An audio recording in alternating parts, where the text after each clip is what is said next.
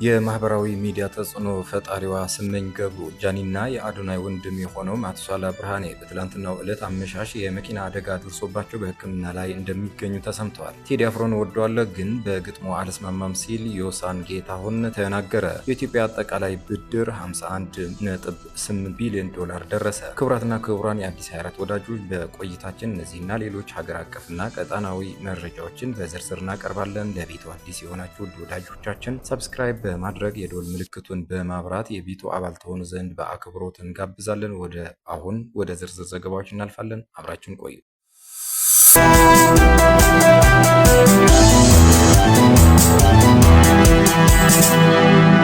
በሰሜን ኢትዮጵያ ወታደራዊ እንቅስቃሴዎችና ዝግጁነት ተጠናክረዋል። በሰሜኑ የሀገሪቱ ክፍል የሚገኘው ወታደራዊ ውጥረት እያየለ መምጣቱ የሚያሳዩ መረጃዎች እየወጡ ይገኛሉ። የፌዴራል መንግስት ሰራዊት ማንኛውም ጥቃት ለመመከት ዝግጁ መሆኑን በገለጸበት ወቅት፣ በሌላ በኩል የህወሓት ታጣቂዎች በተለያዩ አቅጣጫዎች ሰፊ እንቅስቃሴ እያደረጉ መሆኑ ተሰምተዋል። የፌዴራል መንግስት ወታደራዊ ዝግጁነት የጦር ኃይሎች ምክትል ጠቅላይ ኢታማዦር ሹም ጀነራል አበባው ታደሰ እንደገለጹት የሰሜን ምዕራብ እዝ ሊሰነዘር የሚችልን ማንኛውም አይነት ጥቃት መከላከል በሚያስችል ቁመና ላይ ይገኛል ብለዋል። ሰራዊቱ ለማንኛውም ቀጣይ ግዳጅና ተልዕኮ ያለው ዝግጁነት ከመቼውም ጊዜ በላይ የላቀ መሆኑን የመከላከያ ኦንላይን ሚዲያ ጠቅሶ ፋና ዲጂታል ዘግበዋል። የህወሓት ሰራዊት እንቅስቃሴና የሚስጥር ስብሰባዎች ከዚህ ጋር ተያይዞ በዛሬው ዕለት ሚያዝያ 29 ቀን 2018 ዓ.ም የወጡ መረጃዎች እንደሚያመለክቱት የህወሓት ታጣቂዎች በሱዳንና በምዕራብ ትግራይ አቅጣጫዎች የሚከተሉትን እንቅስቃሴዎች እያደረጉ ይገኛሉ። ወደ ሱዳን የሚደረግ ጉዞ በተመለከተ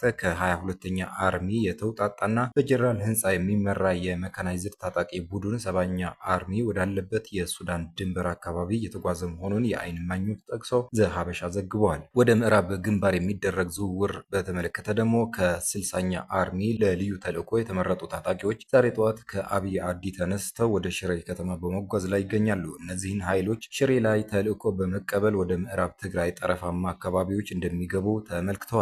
የአመራሮች ስብሰባ በተመለከተ ደግሞ የህወሓት ሊቀመንበር ዶክተር ደብረጽዮን ገብረ ሚካኤል በአክሱም ከተማ በመገኘት አስቸኳይና ሚስጥራዊ ስብሰባ እያካሄዱ መሆኑ ተዘግበዋል። የፌዴራል መንግስት ምላሽም እስካሁን ባለው መረጃ የፌዴራል መንግስት በእነዚህ ተከታታይ የህወሓት የሰራዊት እንቅስቃሴዎች ዙሪያ የሰጠው ይፋዊ ምላሽ የለም።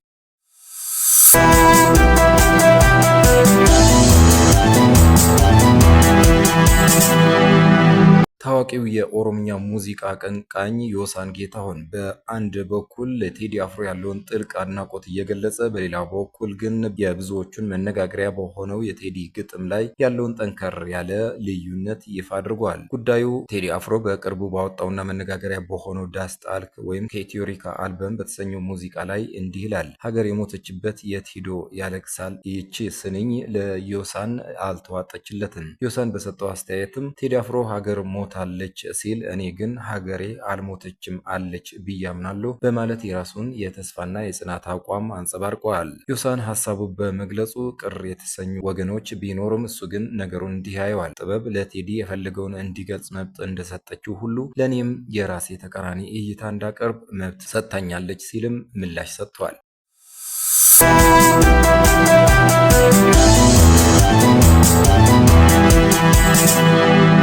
የኢትዮጵያ አጠቃላይ ብድር 51.8 ቢሊዮን ዶላር ቢሆንም እጅግ ጤናማ ኢኮኖሚ ነው ያለን፣ አትስጉ ሲሉ አቶ አህመድ ሺዴ የገለጸው። የኢትዮጵያ አጠቃላይ የውጭና የሀገር ውስጥ ዕዳ 51.8 ቢሊዮን ዶላር መድረሱን የገንዘብ ሚኒስትሩ አቶ አህመድ ሺዴ ለፓርላማ አስታውቀዋል። ሚኒስትሩ የ9 ወራት የአፈጻጸም ሪፖርት ለሕዝብ ተወካዮች ምክር ቤት የፕላን በጀትና ፋይናንስ ጉዳዮች ቋሚ ኮሚቴ ባቀረቡበት ወቅት መንግስት ከአሜሪካ ጋር በየዓመቱ 1 ቢሊዮን ዶላር የሚያገኝበትን አዲስ የድጋፍ ስምምነት ተፈራርመዋል። ከአጠቃላይ ዕዳው ውስጥ 33.3 ቢሊዮን ዶላሩ የውጭ ዕዳ ሲሆን ቀሪው 18.3 ቢሊዮን ዶላር ደግሞ የሀገር ውስጥ ዕዳ መሆኑ ተጠቁመዋል። 22.1 ቢሊዮን ዶላሩ የፌዴራል መንግስት፣ 11.5 ቢሊዮን ዶላሩ ደግሞ የመንግስት የልማት ድርጅቶች ዕዳ ነው ተብለዋል። 17.5 ቢሊዮን ዶላሩ የፌዴራል መንግስት ሲሆን የመንግስት የልማት ድርጅቶች ድርሻ 0.8 ሚሊዮን ዶላር ብቻ ነው። የልማት ድርጅቶች ዕዳ ዝቅ ሊል የቻለው በማክሮ ኢኮኖሚ ማሻሻያው መሰረት ከንግድ ባንክ የተበድረውት የነበረው ዕዳ ወደ ገንዘብ ሚኒስቴር በመዞር እንደሆነ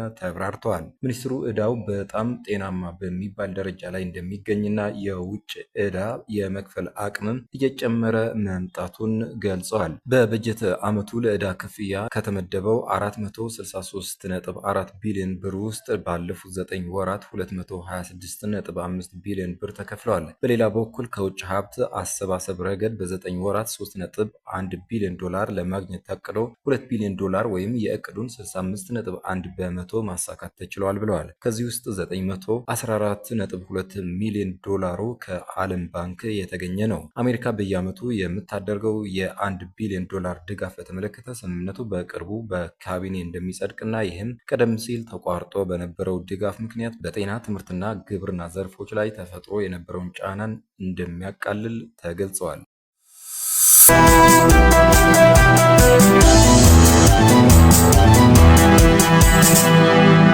ተወዳጇ የቲክቶክ ኮከብ ስመኝ ገብሩ ጃኒና የሚዲያ ተጽዕኖ ፈጣሪው የአዶናይ ወንድም የሆነው ማቱሳላ ብርሃኔ በትላንትናው ዕለት አመሻሽ ላይ በደረሰባቸው ከባድ የመኪና አደጋ ምክንያት በአሁኑ ሰዓት በሕክምና ላይ እንደሚገኙ ተሰምተዋል። ሁለቱም ወጣቶች ባጋጠማቸው ድንገተኛ አደጋ ጉዳት ደርሶባቸው በሆስፒታል እርዳታ እየተደረገላቸው ቢሆንም የጉዳቱ መጠን ግን እስካሁን በዝርዝር አልታወቀም። ጃኒና ማቱሳላ በፈጣሪ ጥበቃ በሰላም ለቤታቸው እንዲበቁ ጸሎታችን አይለያቸው። ፈጣሪ አገግመው ለራሳቸው እና ለወዳጆቻቸው ያብቃቸው።